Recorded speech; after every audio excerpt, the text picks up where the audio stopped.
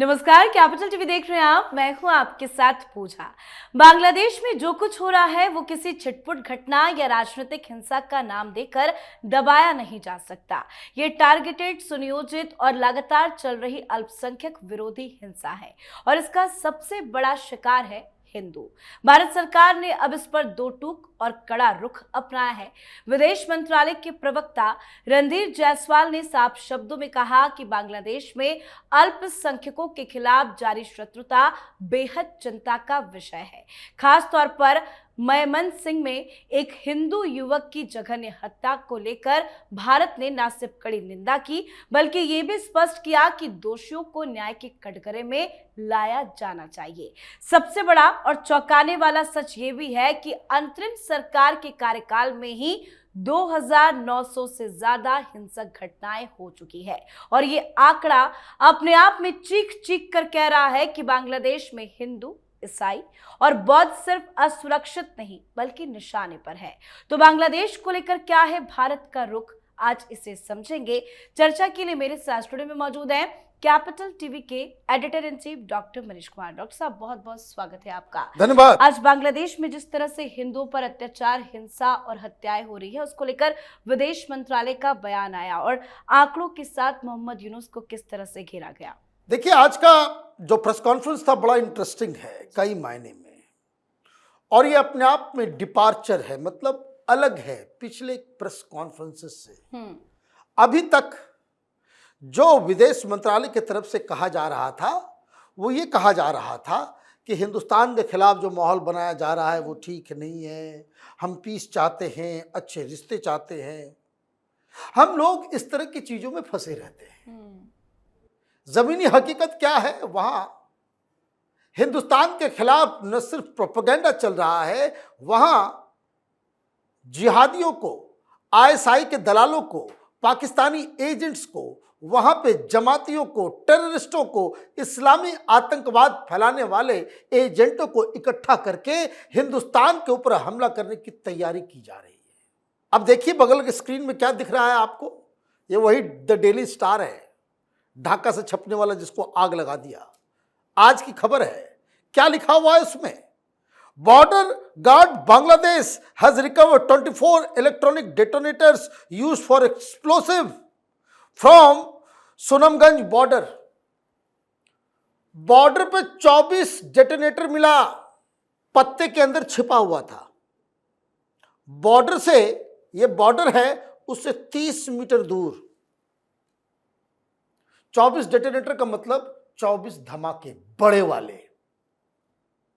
हिंदुस्तान को हिलाने के, भाई बॉर्डर पे क्या करने गए हो भाई? वहां पे भारत की सरकार ने बॉर्डर को सील कर दिया है और इसलिए वो इधर नहीं लेकर के आ रहा है, छिपा करके रखे हुए हैं वो बॉर्डर सिक्योरिटी वाले। भाई देखिए, आपको दो बातें मैं बता दूं, एकदम क्लियर हो जाना चाहिए। वहां की आर्मी और वहां की बॉर्डर सिक्योरिटी जी, ये दोनों जनरल जमा के पास है, जो आर्मी चीफ है। बीच में ये ओल्ड मैन जिहादी मौलाना यूनुस, इसने बॉर्डर सिक्योरिटी को यह आदेश दे दिया था कि आप जाकर के बॉर्डर पे चला दो 2-4 गोली, इंडिया रिटेलिएट करेगा तो उसके बाद मामला फ्लेयर अप हो जाएगा।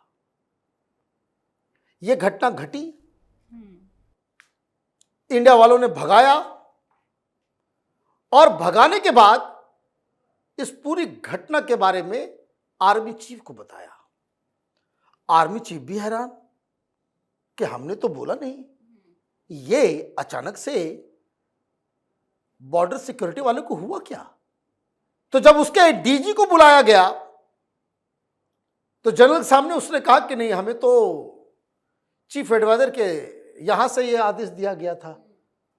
तो बकायदा जनरल जमा ने यूनुस को एक वार्निंग दी कि बॉर्डर सिक्योरिटी वो बांग्लादेश के आर्मी के अंतर्गत आती है।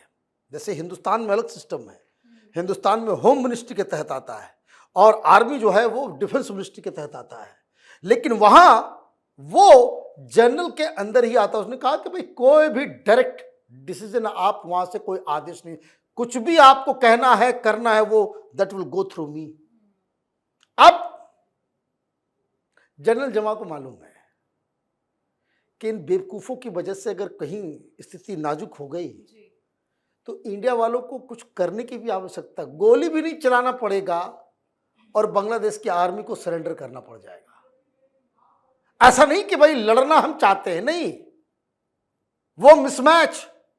भाई आप लोगों की लाशों के ऊपर आप राजनीति करोगे, आप ये समझिए कितना खतरनाक, कितना बड़ा ये विषैला व्यक्ति है। वहां बैठ के हिंदुओं को कटवा रहा है, क्रिश्चियंस को मरवा रहा है, बुद्धिस्टों के खिलाफ जो है कार्रवाई करवा रहा है, और उसकी स्ट्रेटजी आपने समझी कि भिड़ जाओ, पिटोगे तो जितना पिटोगे उतना फिर आप बंगालियों को भड़का सको कि देखो हमारे ऊपर अत्याचार हो रहा है। इसलिए हिंदुस्तान इस स्ट्रेटजी को धीरे धीरे करके उसको कैसे हैंडल किया जाए, तो अब तक तो यही चल रहा था। अब देखिए बॉर्डर मिला। According to BGB border guard Bangladesh, the detonators were found wrapped in polythene and hidden among dry leaves about 30 yards inside Bangladesh territory। देखिए फोटो के साथ बड़ा दिखा रहे, वहां पे जो है छपा है। BGB said the electronic detonators could be used to make powerful improvised explosive device, raising concern about possible sabotage। कौन sabotage करना चाह रहा है? पीस को sabotage करना चाह रहा है। कौन करना चाह रहा है? यही जो पाकिस्तानी दलाल एजेंट ये यूनुस, कि अगर सत्ता बचानी है तो इंडिया के साथ कुछ फ्लेयर अप करना जरूरी है। जो ये मुनीर की टेक्निक, वो तो रिटायर हो जाता। ये मुनीर ने अगर पहलगाम नहीं करवाया होता, ऑपरेशन सिंदूर नहीं हुआ होता, अभी तक वो घर में होता, रिटायर। लेकिन क्राइसिस उसने क्रिएट किया और उसके बाद सर्वशक्तिमान, यही पॉलिसी ये यूनुस अपना रहा था। तो अब अचानक से भारत का भी रुख बदला है। अब भारत ने कहा कि भाई ऐसा है, अब जो हिंदुओं के ऊपर अत्याचार होगा उसको नजरअंदाज नहीं करेंगे, अब ठुकाई करेंगे, अब कार्रवाई होगी। कार्रवाई का मतलब कई तरीके से, वो आर्थिक दृष्टि से भी हो सकता है, डिप्लोमेटिक तरीके से भी हो सकता है, जमीन के हिसाब से भी हो सकता है। There are n number of ways that India can take actions against Bangladesh. और यह अचानक से बदलाव क्यों हुआ? क्योंकि पिछले 24 घंटे में इस ओल्ड मैन का सारा जमा पूंजा जो है सब खत्म। 50 लाख लोग सड़क पे आए, पूरी दुनिया में खबर चली गई कि this man stands exposed, he is not people's choice. यह आदमी अब तक धूर्त बना रहा था और बांग्लादेश की जनता ने इसकी धूर्तता को पकड़ लिया। परेशान चल रहे हैं। आज जो है वो जमात वाले ने प्रेस कॉन्फ्रेंस किया, कह रहा है कि भाई अब हम अलायंस चाहिए, वो गुंडों के साथ अलायंस है ना। और दूसरा वो इनकलाब मोंचो है ना, इनकलाब मंच, वो जिसका हादी था। अब ये लोग ढाका के सड़कों पे बैठ गए कि भाई हमको जस्टिस दिलाओ, ये मरवाया है इसी आदमी ने, ये चुनाव को एक्सटेंड करना चाह रहा है। अब तो ये एक्सटेंड नहीं हो पाएगा, अब ये एक्सटेंड नहीं हो पाएगा। और इसी शैतानी के लिए ये बार बार इस तरह की चीजों को कर रहा है। लेकिन इस बार प्योर वार्निंग।